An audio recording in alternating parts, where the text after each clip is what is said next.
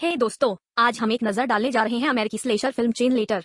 Film एक महिला से खुलती है जिसे एक समाचार प्रसारण को सुनते हुए देखा जाता है, जिससे पता चलता है कि एक डिटेक्टिव हाल ही में किशोर हत्या की जांच कर रहा था, वह गायब हो गया है। बाद में हम एक गैरेज देखते हैं, एक आदमी ने जंजीरों से बंधी एक बेहोश किशोरी है और डक्ट टेप उसके चेहरे पे है। घर में वापस महिला और उसके पति दोनों अपराध के बारे में संक्षेप में बात करते हैं।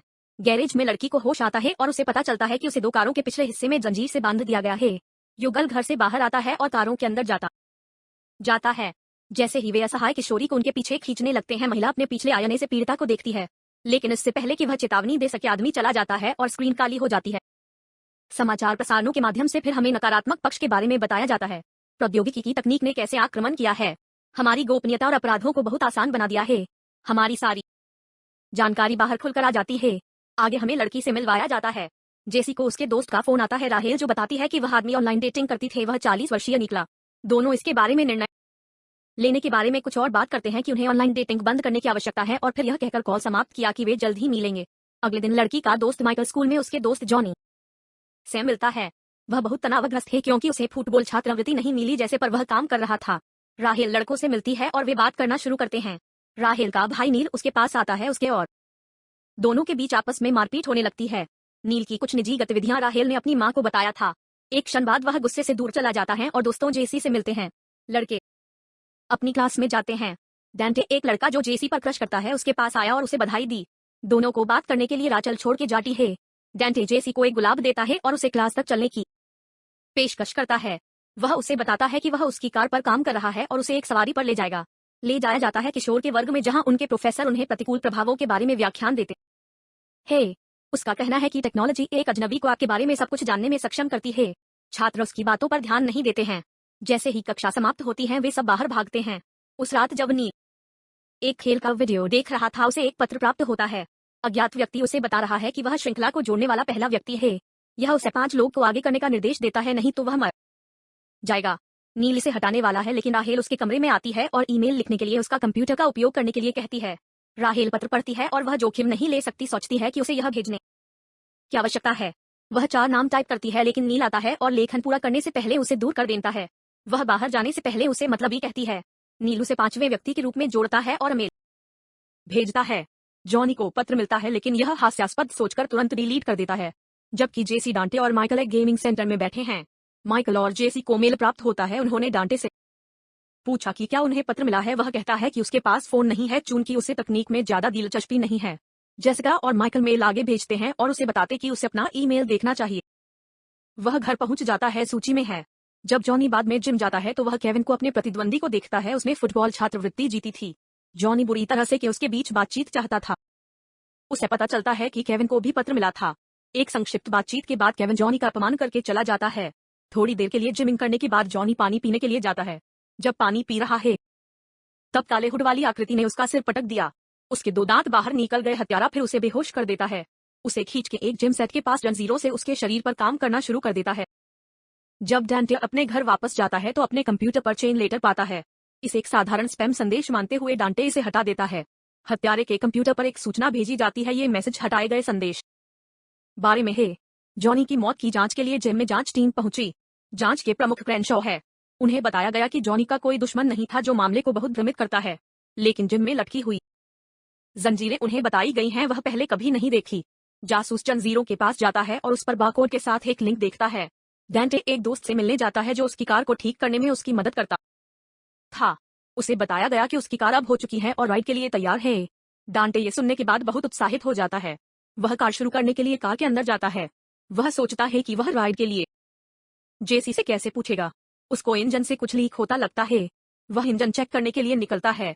जब वह इंजन क्या लीक हो रहा है देखने के लिए नीचे झुका हुआ है, उसके ऊपर लटकी हुई इंजन की जंजीर कोई काटता है और उसे कुचलने के लिए इंजन उसके ऊपर छोड़ देता है, जो उसे कुचल देता है। उसके बाद 1 सप्ताह का समय बीत जाता है। जासूस अभी भी हत्यारे की पहचान के बारे में बिना कोई सुराग के हैं। गुप्तचरों के बीच बातचीत पता चलता है कि केविन, डेनियल, जॉनी का प्रतियोगी भी गायब हो गया है। कुछ दिनों के बाद स्कूल फिर से खुलता है। प्रोफेसर कक्षा बताता है और कहता है उन्हें अपना पेपर पूरा करना है। गोपनीयता और तकनीक के बारे प्रोफेसर द्वारा दी गई तकनीक का पेपर जेसी देखती है, तब उसके मन में कुछ क्लिक करता है। सभी पशुपालकों से बात करते हुए अधिक बार को चेन लिंक के बारे में जानकारी इकट्ठा होने की उम्मीद है। डिटेक्टिव क्रैनशॉ ब्रैडफोर्ड से मिलने जाते हैं। क्रेनशॉ उसे लिंक दिखाता है और पूछता है कि क्या उसने कभी देखा है। ब्रैडफोर्ड कहते हैं कि उन्होंने पहले इसे देखा है लेकिन कंघा पे याद करने में सक्षम नहीं है। क्रेनशॉ अपना कार्ड छोड़ देता है और ब्रैडफोर्ड को अगर उसे याद है कि उसने उन्हें कहाँ देखा था तब उसे फोन करने के लिए कहता है। जेसी एक साथ कड़ियां जुड़ती हैं कि श्रृंखला पत्र के कारण उसके दोस्तों की मौत हो गई है। वह राहेल को इसके बारे में बताने के लिए कॉल करती है लेकिन राहेल कॉल नहीं उठाती क्योंकि वह स्नान करने में व्यस्त है। जेसी ने नील को फोन किया जो एक गेमिंग सेंटर में गेमिंग में व्यस्त था और उससे पूछता है कि राहेल कहाँ है। शुरू में नील ने उसे कुछ चुटकुले सुनाए लेकिन जेसी के स्वर में डर और तात्कालिकता को देखते हुए नील उसके घर उससे मिलने के लिए सहमत होता है। जब रेचल नहा रही होती है तो उसे घर के अंदर संभावित घुसपैठ ही एक आशक होता है। वह एक गाउन पहनती है और नीचे जाती है, चारों ओर घर में जांच करती है। एक पल वह अपने पीछे देखती है, वह हत्यारे को ठीक आगे खड़ा पाती है। एक दिल दहला देने वाली चीख निकलती है और हत्यारा चेन से चाबुक मारता है। स्क्रीन ब्लैक आउट हो जाता है। जब जेसी और नील घर पहुंचते हैं वे पुलिस और डिटेक्टिव को वंघा पाते हैं। क्रेनशॉ ने जेसी के प्रति अपनी संवेदना व्यक्त की और उससे पूछता है कि उसने क्यों सोचा कि राहेल खतरे में थी। जेसी उसे पत्र श्रृंखला के बारे में सब बताती है जिसने ये आगे नहीं भेजा, वह कैसे मारे गए। डिटेक्टिव क्रेनशॉ उसे संदेश फॉरवर्ड करने के लिए कहता है जिससे वह आगे की जांच कर सके। जेसी यह कहते झिझकती है कि अगर इसे भेजती है उसे 4 अन्य लोगों को भी भेजना होगा। क्रेनशॉ उसे शांत करता है और उससे कहता है कि उसे इसके बारे में चिंता करने की जरूरत नहीं होगी, वह हत्यारे को देख लेगा। डिटेक्टिव नील के प्रति उसकी संवेदना व्यक्त करता है। अपने कार्यालय में क्रेनशॉ की मुलाकात एक नए प्रोफाइलर विगिन्स से होती है। विगिन्स क्रेनशॉ से पूछता है कि वह क्या सोचता है उस मामले के बारे में जिसमें क्रेनशॉ कहता है कि उसका मानना है कि जंजीरों हत्यारे की चाबी हैं क्योंकि वे हमेशा एक जैसे होती हैं और हमेशा अपराध के दृश्यों पर पाई जाती है। लिंक पर बारकोड देखकर विगिन्स टिप्पणी करता है कि मारने के लिए टेक्नोलॉजी का उपयोग करना एक ऐसे व्यक्ति की रणनीति होनी चाहिए जो इसे नफरत करता है। जेसी को पता चलता है कि हत्यारा वायरस का उपयोग कर रहा है जो उनके उपकरणों को हैक करके उन्हें ट्रैक करता है, इसलिए वह हमेशा जानता है कि वे कहाँ हैं। वह माइकल और नील को मिलने के लिए कहती है, उसे इसके बारे में बताती है। वह बहुत तनाव महसूस करते हैं। नील मौतों के लिए खुद को दोषी ठहराते हुए कह रहा है कि श्रृंखला की पहली कड़ी था। माइकल उसे शांत करने की कोशिश करता है लेकिन नील क्रम में अपने को श्रृंखला पत्र भेजे उसे यह बताने के लिए कि दूसरों की मौत का कारण बनना कैसा लगता है। माइकल क्रोधित हो जाता है और नील पर हमला करता है। दोनों लड़ने लगते हैं और जेसी हस्तक्षेप करती है तब रुकते हैं। नील को तुरंत बाद एक और श्रृंखला संदेश आता है कि उसे हर पल देखा जा रहा है। नील संदेश को डरावनी दृष्टि से देखता है और घोषणा करता है कि वह अग्रेषित करता रहेगा क्योंकि वह मरना नहीं चाहता। यह कहकर वह मुड़ता है और चला जाता है। रात जब नील अपने कंप्यूटर पर बैठा है वह एक और चेन मेल प्राप्त करता है। इससे उसे झटका लगता है और वह घबराने लगता है, यह कहते हुए कि हर कोई जानता है उसने संदेश को अग्रेषित किया है। संदेश नहीं रुकते, एक के बाद एक नए चेन मेल आते रहते हैं। यह यातना सहने में असमर्थ नील संदेश डिलीट कर देता है। हत्यारा इस पल का इंतजार कर रहा था। वह नील की छत के ठीक ऊपर खड़ा है। जैसे ही नील जेसी माइकल को बुलाती है और उससे उसे संदेश भेजने के लिए कहती है ताकि वह इसे क्रेनशॉ को दे सके। वह उसे बताती है क्रेनशॉ इसके माध्यम से हत्यारा को ट्रैक करने में सक्षम हो जाएगा। माइकल उसे सावधान रहने के लिए कहता है और उसे संदेश भेजता है। आगे डिटेक्टिव क्रेनशॉ टूटे हुए बिल्डिंग में जाता दिखता है। पृष्ठभूमि में उनके और ब्रैडफोर्ड के बीच बातचीत होती है।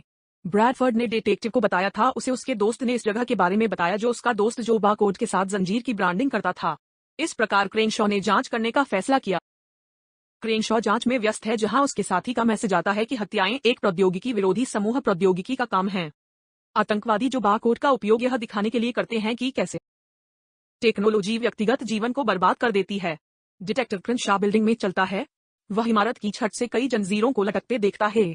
चीख और घुरघुराना आवाज सुनकर वह दूसरे कमरे में जाता है जहां उसने एक आदमी को छत से जंजीरों में लिपटे और लटका हुआ देखा। हैरान क्रेनशॉ उससे पूछता है कि वह कौन है।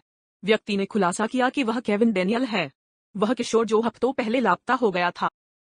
क्रेनशॉ ने उसकी मदद करने का वादा किया लेकिन जैसा जैसे ही वह आगे बढ़ता है एक सेंसर से आंदोलन उठता है और केविन जलने लगता है। क्रेनशॉ असहाय रूप से केविन को जलते हुए देखता है। डिटेक्टिव फिर अपने विभाग को फोन करता है। अधिकारी फोन पर उसे बताता है कि उनके सुरक्षा प्रणाली हैक कर लिया गया था। विगिन होने का दावा करने वाला व्यक्ति एक धोखेबाज निकला, वास्तविक विगिन मृत निकला। क्रेनशॉ याद करता है कि कैसे धोखेबाज ने बात की थी। क्रेनशॉ के पीछे हमलाखोर दिखाई देता है। जेसी अपने सभी उपकरणों को अनप्लग कर देती है और उसका फोन टूट जाता है। माइकल कॉल करने की कोशिश करता है उसे और उसे बताता है कि उसे मैसेज भेजने के बाद वह चिंतित है। वह उसे वापस कॉल करने को कहता है और वह सुबह पहले उसके दरवाजे पर होगा। सुबह की बात जबकि जेसी सो रही है उसे एक बुरा सपना आता है जिसमें उसका टूटा हुआ फोन बजने लगता है। वह इसे पाने के लिए उठती है लेकिन जैसे ही वह उठती है हत्यारा उस पर खिड़की से छलांग लगाता है। डर से जेसी जोर जोर से सांस लेते हुए वह उठती है। बाद में कपड़े बदलकर फिर सो जाती है। अगली सुबह फिल्म की शुरुआत की खबर प्रसारित होती है। डिटेक्टिव क्रेनशॉ प्रमुख अन्वेषक के लापता होने का फिर खुलासा होता है। वह युगल जेसी के माता पिता होने का खुलासा किया होता है। वे दोनों काम के लिए निकलते हैं। उनकी कारों के पिछले हिस्से में जेसी जो इस हालत में है चूंकि उसने 5 लोगों को संदेश नहीं भेजा था, केवल क्रैनशॉ को ही भेजा था। माँ ने उसे नोटिस किया और रुक गई, लेकिन उसके पिता ने उसे पीछे खींच लिया और उसे अलग कर दिया। जैसे ही फिल्म समाप्त होती है, डिटेक्टिव क्रेनशॉ एक मेज पर जंजीर से बंधा हुआ दिखाया गया है, जबकि हत्यारा जंजीर बनाता है। देखने के लिए धन्यवाद।